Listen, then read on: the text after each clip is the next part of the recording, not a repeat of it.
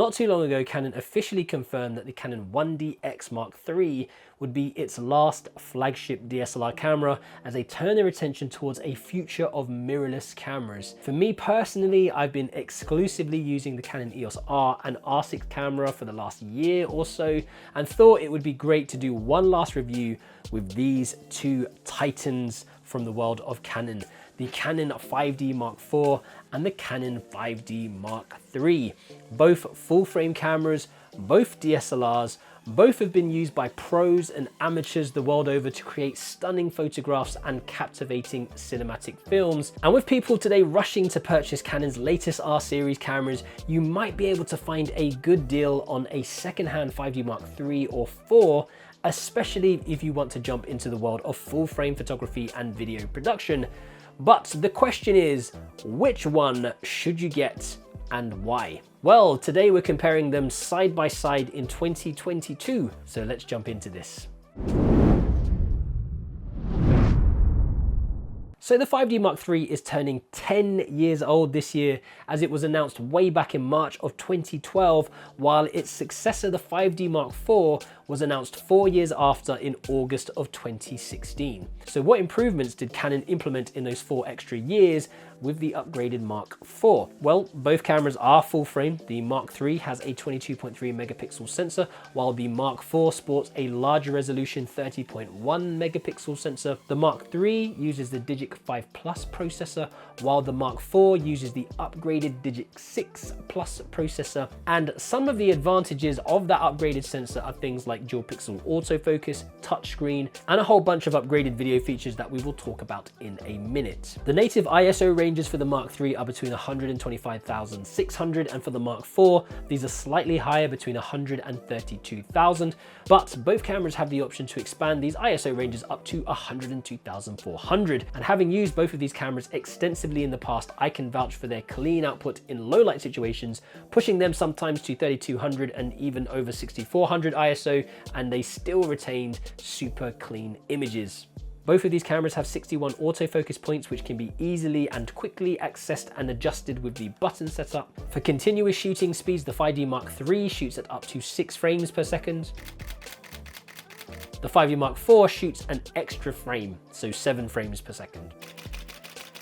And as you would expect, they both shoot in RAW, an essential for any professional photographer. When it comes to body ergonomics, these are both weather-sealed bodies. They've both been built extremely well, and they fit comfortably in the hand of the user. The Mark IV weighs in at 890 grams, while the 5D Mark III weighs in at 950 grams. And managing these cameras all day at a wedding or an event can be pretty taxing on your back and shoulders. You have been warned. They both use the same LPE6N type battery, which is super convenient when you're using them together at an event or a function. And they both have dual card slots, one SD and one for CF cards.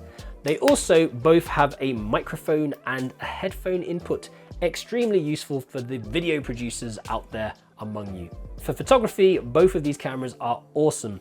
In fact, we can look at some side-by-side comparison photos now, and again do a little bit of pixel peeping to see how close they are in quality. Okay, so here we are. I'm actually recording on my 4K Samsung screen, and the first thing that we want to do is compare the landscape photography of the 5D Mark III and the 5D Mark IV.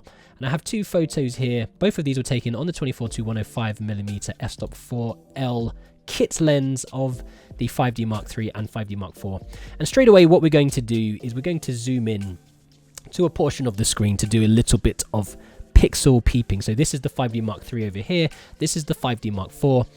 You will notice straight away there is a color difference here. These are both JPEG images, but I've also taken RAWs that I can edit. But I just wanted to show you out of the camera what these two pictures look like. And straight away, if we zoom in a little bit more on the stones, you will notice there's a lot more detail and variation in the stones for the 5D Mark IV than there is in the 5D Mark III. And I put this down to the 5D Mark IV having more pixels than the sensor of the 5D Mark III.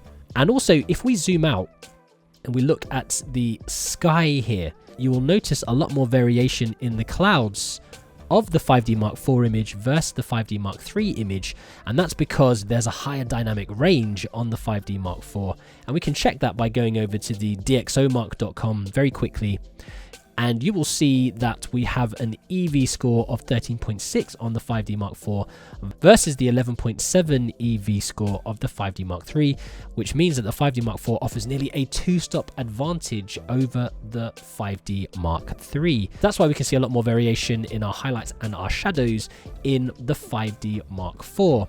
So let's have a look now at some portraits that I took side by side, again with the 5D Mark IV and the 5D Mark III. So there's a lot more pop in the color in the 5D Mark III JPEGs versus the 5D Mark IV, but remember that both of these have raw images that you can color grade to match or make pop if you so wish. So if we zoom into the face of our model in both of these photos, again the 5D Mark III on this side, 5D Mark IV on this side, you can see from the 5D Mark IV allows us to pick out details like the tiny little hairs on our model's nose and also more sharpness around the eyes. And again, that's because the 5D Mark IV sensor has more pixels than the 5D Mark III's. Let's have a quick look at our textures now. Just bringing up a 5D Mark III image and a 5D Mark IV image. Both of these again are JPEG images. And what we want to do is just zoom into the texture on this stump here.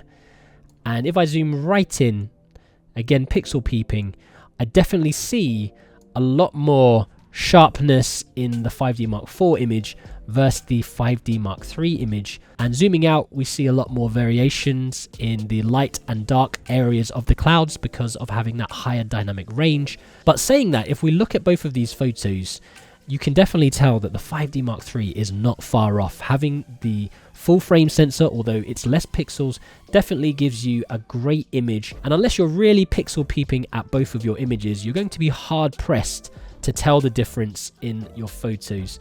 I've already made a video on 10 reasons why you should get a 5D Mark III in 2022, particularly for photography, and I'll leave a link to that up in the cards above and the description box below.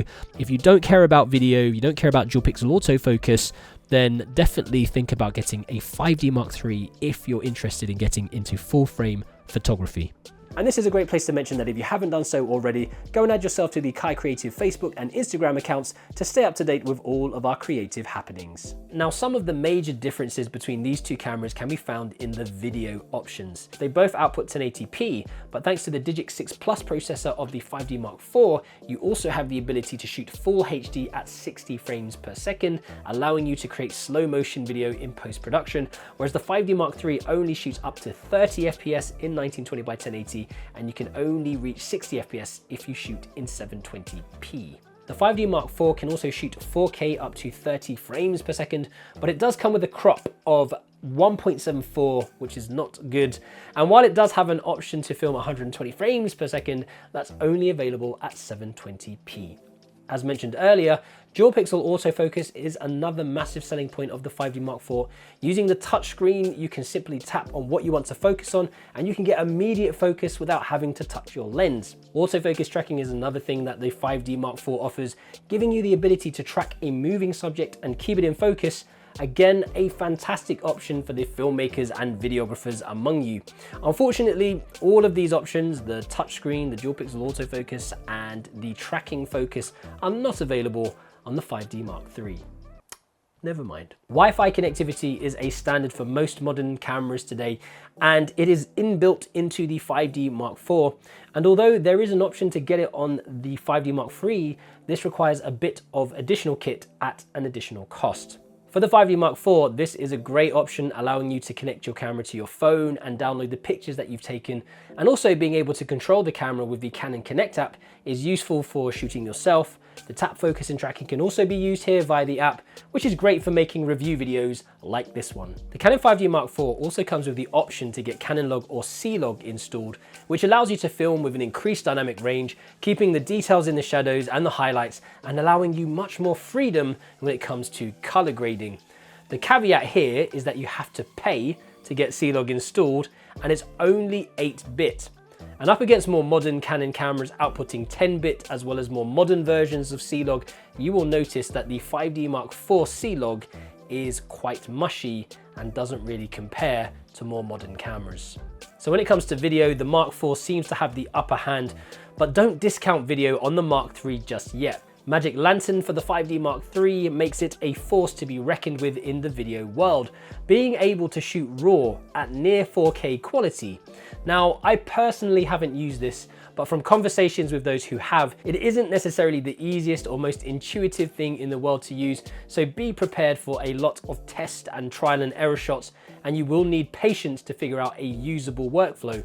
Nonetheless, this feature has made the 5D Mark III an indie filmmaker's favorite for many years now, so if you're tenacious enough, it is definitely something that you might want to consider playing around with. Ultimately, your decision will probably come down to what you actually want to create and what you have set aside for budget. The 5D Mark III is still perfect for professional photographers, and with minor differences between the Mark III and IV in image quality, it is certainly the best bang for your buck when it comes to photography. But you don't have the dual pixel autofocus, you don't have touchscreen, so you will have to get very familiar with all the button placements to control the menus. And also, if you do have the patience of an indie filmmaker, then do consider installing Magic Lantern and creating some amazing video content. The 5D Mark IV is also an excellent photographer's camera, and it's certainly been improved for video functions. For videographers and filmmakers, it's probably the go-to choice between the two of these cameras, especially with the touchscreen, dual pixel autofocus, C-Log capabilities, the Wi-Fi option, and 4K video filming options. Although, if you are looking for a camera specifically for filmmaking in 2022, I'd recommend maybe looking at the newer R cameras and spending out a little bit more for better C-Log output. So price-wise, what should you be looking to spend?